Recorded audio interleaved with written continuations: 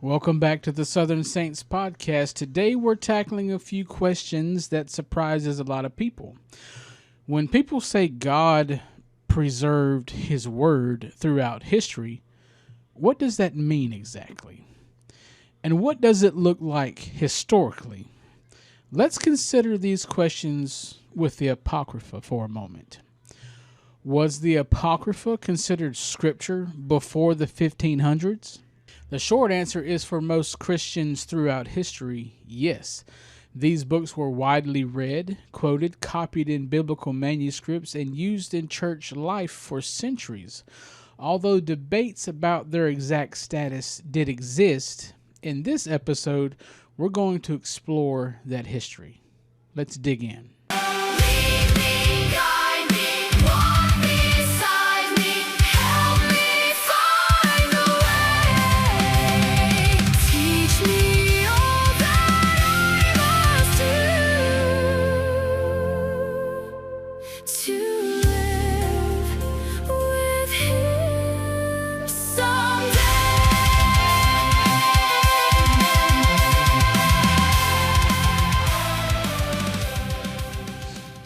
First, we need to clarify terms. Protestants usually refer to these books as the Apocrypha, while Catholics often call many of them as the deuterocanonical books. These include books like Tobit, Judith, Wisdom of Solomon, Sirach, Baruch, and 1st and 2nd Maccabees. Now here's the question that creates tension for many Christians. If God providentially preserved the biblical canon throughout history, why do major Christian traditions have different Old Testament canons even today? Protestants generally recognize 66 books. Catholics recognize 73. Eastern Orthodox churches recognize even more. And the Ethiopian Orthodox tradition contains over 80 books. So, which canon represents the preserved canon? That question becomes even more interesting when we look at the earliest Christians. The first Christians primarily used the Septuagint, the Greek translation of the Old Testament that circulated widely throughout the Roman world. And the Septuagint included many of the books we now call the Apocrypha. For many early Christians, these books were not viewed as extra books. They were simply part of the scriptures inherited by the early church.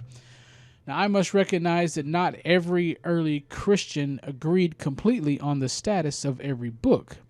Some church fathers expressed hesitation about certain texts. Jerome, for example, preferred the Hebrew canon and questioned some of the deuterocanonical books. Athanasius distinguished between books that were fully canonical and books useful for instruction. So the historical picture is not simplistic. But what is undeniable is that these books were widely used throughout early Christianity. Church fathers such as Irenaeus, Clement of Alexandria, Ambrose, Basil, and Augustine quoted from these books regularly. In many cases, they refer to them as scripture. Augustine, in particular, strongly defended their inclusion within the canon. At the Synod of Hippo in 393 and the Councils of Carthage in 397 and 419, the deuterocanonical books were explicitly included among the canonical scriptures read in the churches. In his work, De Doctrina Christiana, Augustine wrote, "The whole canon of scripture is contained in these books," and the canon list supported by Augustine included books like Wisdom, Sirach, Tobit, Judith, and Maccabees. These regional councils helped shape the biblical tradition of the Latin West for 1,000 years. Eusebius also preserves a fascinating example involving Irenaeus.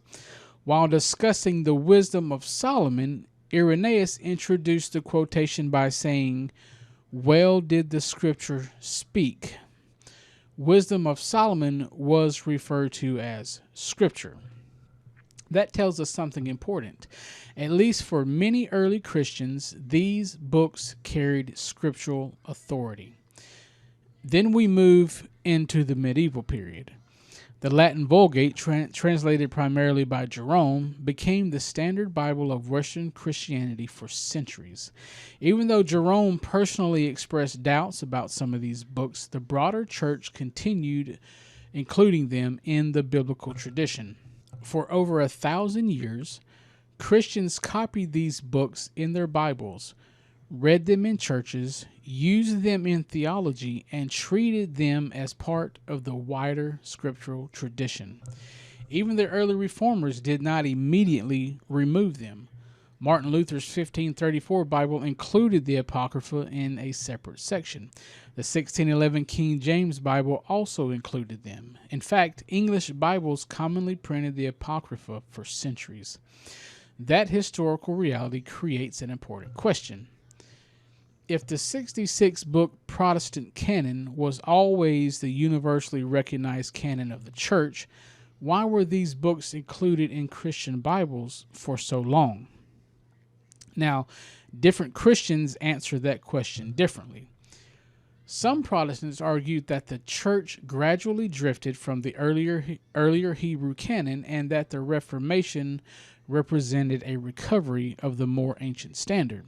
Others argue that the Apocrypha may be historically valuable and spiritually useful without being fully inspired scripture. Now, Catholics and Orthodox Christians would argue the opposite, that these books belong within the biblical canon and were received by the historic church for centuries. Now, wherever one lands, the historical evidence shows something very important. The development of the biblical canon was a process. It unfolded over centuries. Christians debated, discerned, copied, translated, and preserved these texts over time. And interestingly, many Protestants today accept the doctrinal conclusions of the early councils regarding the Trinity and the nature of Christ, while rejecting some of the same councils' conclusions regarding the canon itself. Now, that does not automatically prove one side right or wrong, but it does show that the history of the canon is more complicated than many people realize.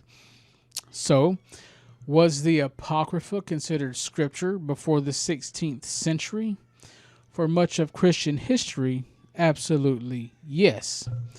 These books were read in churches, copied in manuscripts, quoted by theologians, included in councils, and preserved within Christian Bibles for centuries.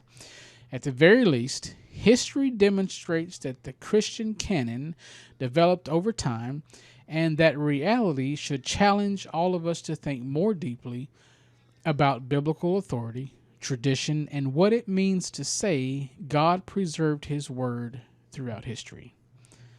Thanks for listening.